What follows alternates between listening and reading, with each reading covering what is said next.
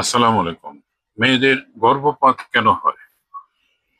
অনেক সময় বিভিন্ন কারণে মেয়েদের গর্ভপাত হয়ে থাকে। অর্থাৎ গর্ভের অপূর্ণ অবস্থায় ভ্রূণ বের হলেই এটাকেই গর্ভপাত বলে।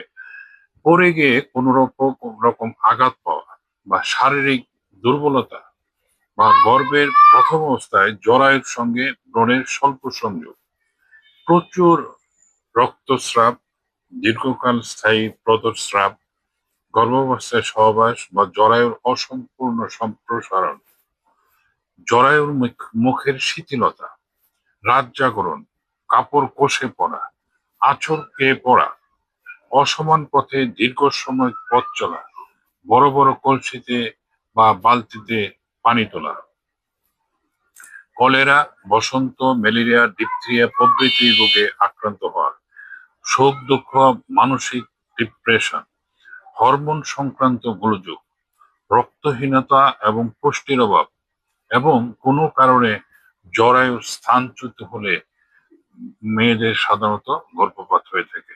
ধন্যবাদ, ভালো থাকবেন।